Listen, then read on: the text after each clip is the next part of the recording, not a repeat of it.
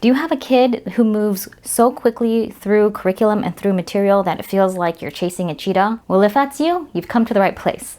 Hi, I'm Jess, and today I'm going to share with you my first graders review of curriculum. Quick background, my kid is 7 years old and he's in first grade. We are really lucky to have him in the Gifted Gate program at the local public school here. He really loves to learn, so we've been doing some enrichment after school on the weekends whenever we find time to just satisfy his curiosity and his thirst for knowledge. So all the material that I'm using is for enrichment purposes, not necessarily for like an everyday homeschool type of environment. So I'm going to be going over a couple of subjects that we've been working on and the way that we use typical homeschool curriculum for this kind of after-school enrichment situation. So the two main subjects I'm going to be focusing on are going to be math and English, or English language arts. This is our first year in the Gifted program, and I had assumed that they would be challenging my kid sufficiently so that we don't have to do any enrichment. And my kid is just so ahead in terms of math that it just wasn't enough. He wrote this on one of his homework. It says, make math harder. And he also expressed to me that he wanted to learn more, and so that's why we kind of went on this journey. So at the beginning of the year, we started with Dimensions Math Level 1B. Now this correlates to kind of the second half of the first grade year. We were kind of going really slowly through it because my kid was just not that interested. Dimensions Math is not going to work for us. He masters concepts really quickly, and so when we started out doing 1B, we moved through it kind of slowly, and I wasn't sure if he was interested, so we dropped it for a while. Then we moved to Beast Academy, and we finished level 1A through 1D fairly quickly.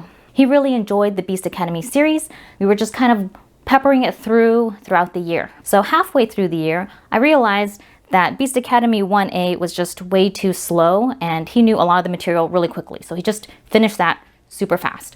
So I bought level 2, hoping that we would be able to work on that for the rest of the year. What I found out was that my child was somehow teaching himself a lot of these new concepts, working on a lot of these things kind of on his own, or maybe even at school during his free time or whatnot. But Beast Academy level 2 basically went unopened. I mean, he read all of the guides, but working through the exercises, he knew a lot of them and he was bored with it. So we moved quickly to Beast Academy level 3, and we're currently at the level 3D. Even at this level, he knows and has mastered almost all the material in Beast Academy level 3. So we're kind of pushing towards Beast Academy level 4, probably in the summertime. He really loves these guides, so he reads the comic books as if they were comic books. You know, in his free time, he really likes digging through these comic books, and he laughs at all the questions and stories that are in it. He's really like latching on to all these characters. And when it comes to the actual workbook pages, we tend to tear out these worksheets and pick a couple problems to work on. So an example would be if he's working on a page like this, we'll pick a couple of problems on the left side and a couple of problems on the right side, just more for me to be able to tell that he's mastered these concepts. What he really likes to do are the puzzles in this book. So instead of just doing straight computation, he likes working on this kind of visual space where he has to solve a problem, but then do it in a more visual, appealing way. That's just something that he really likes.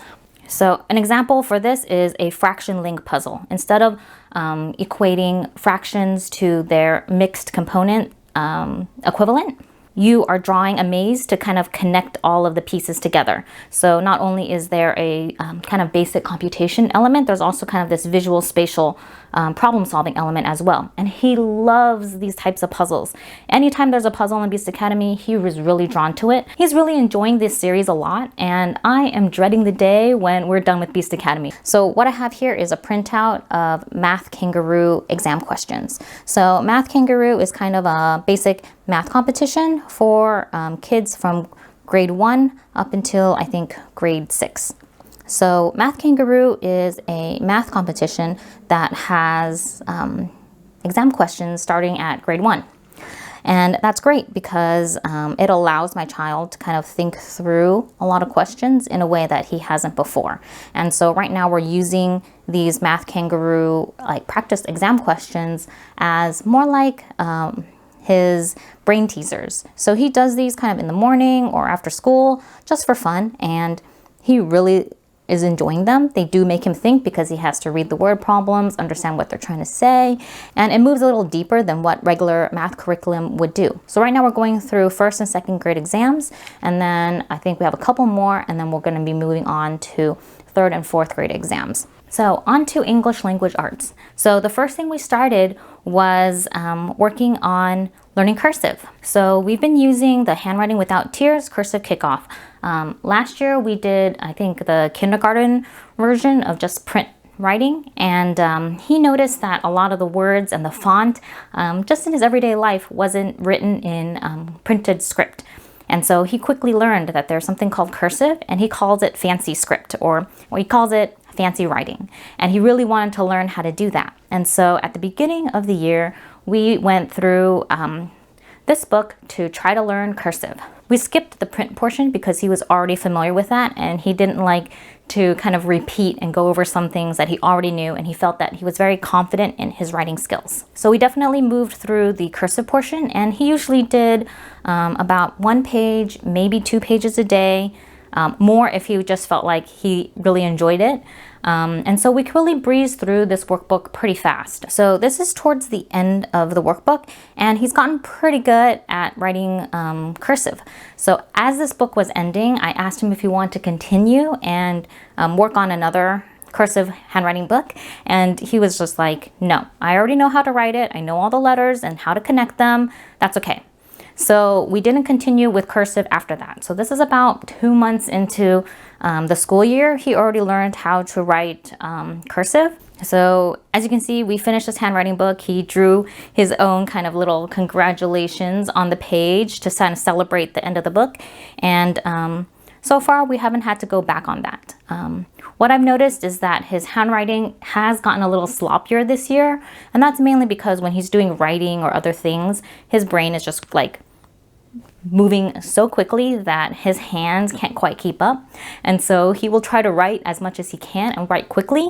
And in the process, sometimes he'll skip words or he'll miss something because he's just really trying to get all the thoughts onto the page. So we're kind of working on that and slowly building up penmanship.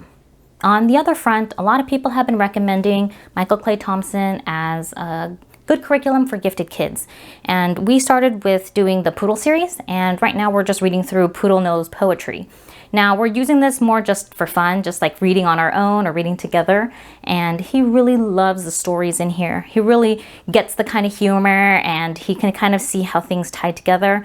And I think it's great. Working on the exercises in this, though, is a little bit tedious for us. And my kid doesn't really like doing the exercises, but he knows the concepts. For example, if we have practice problems like this and we're supposed to do some work on it, we'll just pick 1 or 2 sentences and then have him verbally answer them and like point to all the parts of speech and stuff like that. So that way I know that he is understanding the material, but we don't have to have this long drawn out written homework type deal. So most of the time we're just reading through this material as if it's like a regular book, and he seems to just really absorb it really well, and he just has a lot of fun with this material. So I am really enjoying the Poodle series, and we may move to Island later, but I'm just kind of gauging to see where his interest lies, and if he's not interested in it, then we're not going to pursue it.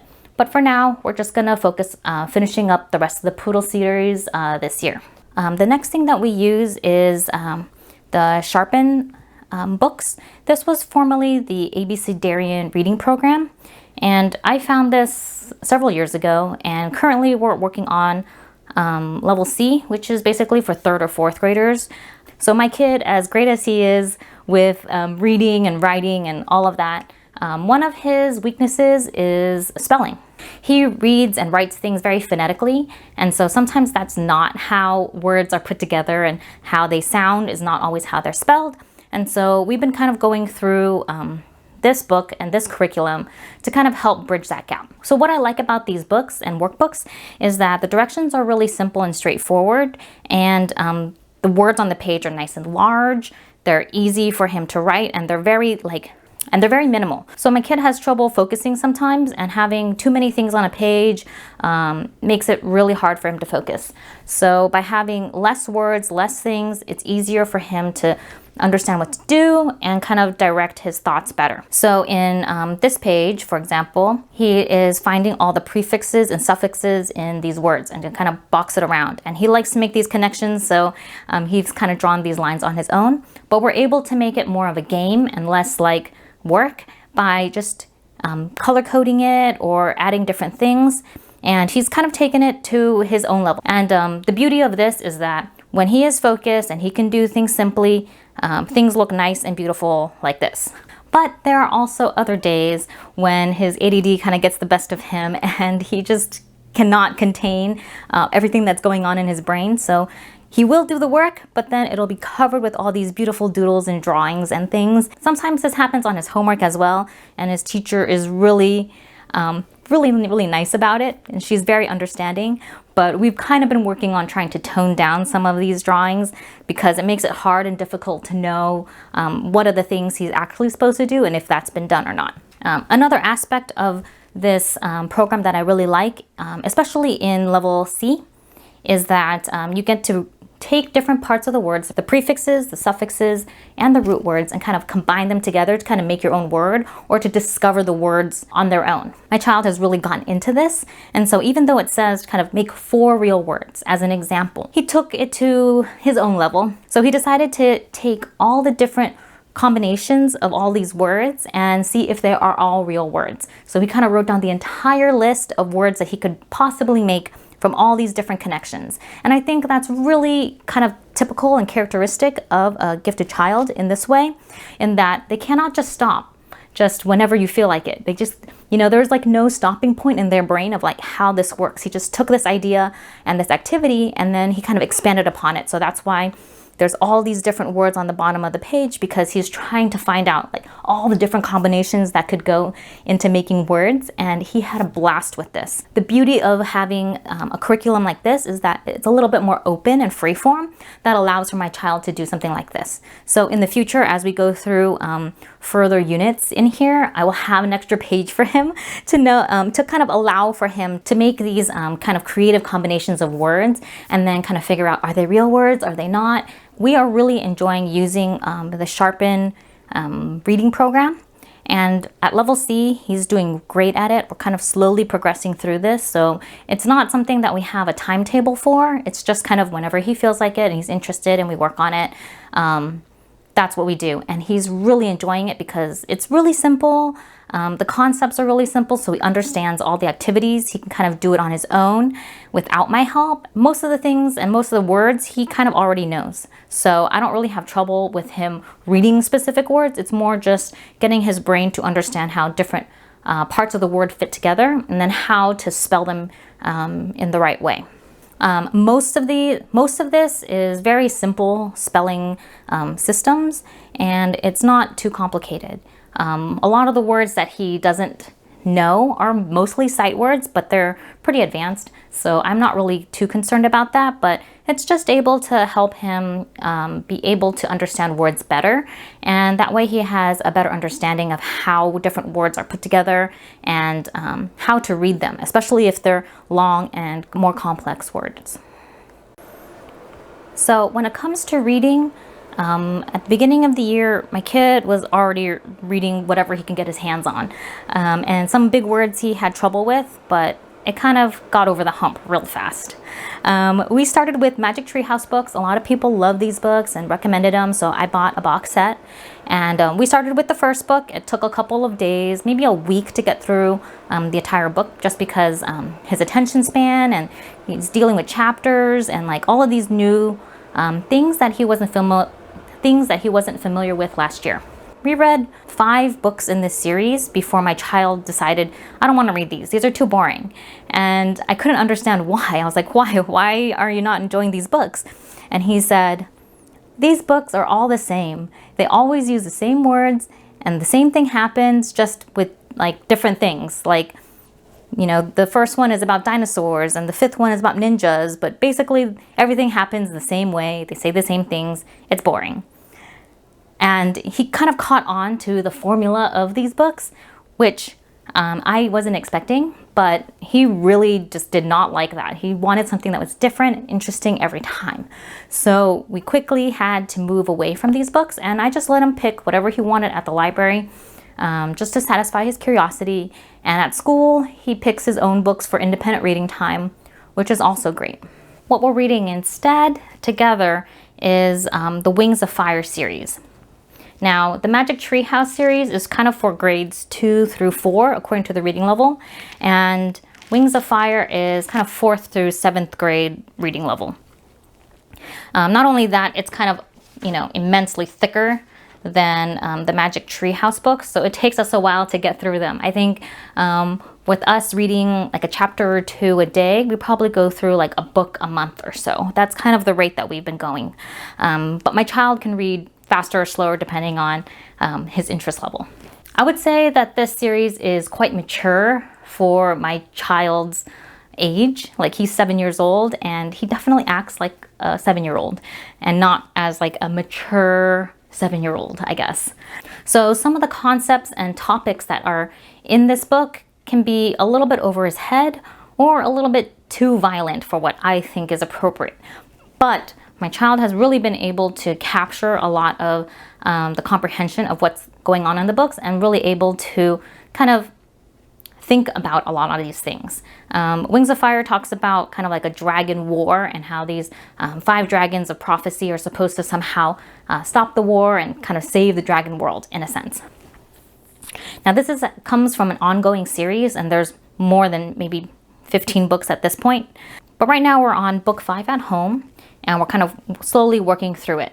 My child has also picked up on how the books are written. So kind of somewhere through book 3, he realized that each book is centered on each dragon of prophecy. There's 5 dragons of prophecy, so he was like, there's going to be 5 books, one on each of the characters. And I was like, how do you know that? And he gave me his explanation for that, and I thought it was really thoughtful. He's kind of really looking forward to book 6, because he was like, okay, we're going to be done with all the dragons, and they each have their own book. What's book 6 about? Is it going to be about all of them? None of them? Something else? And so we were able to kind of discuss and talk about that in a more concrete way. I've just really been enjoying reading with him and reading this book with him. That way I know what the content is. Okay, so what is going to be next for my child? Like, looking into next year, I think all of my ideas and assumptions of what my child would be able to do has kind of been thrown out the window. So instead of coming up with, oh, he's going to go on to the next level next year, and we'll just go through that and that will be it, I'm just going to kind of go with the flow with how he's been doing. I think with the English language arts section, I think we're okay. We're going to continue with Sharpen level C, and then when we finish, we'll go to Sharpen level D. And after that, the series is over, and then I'll have to find something else.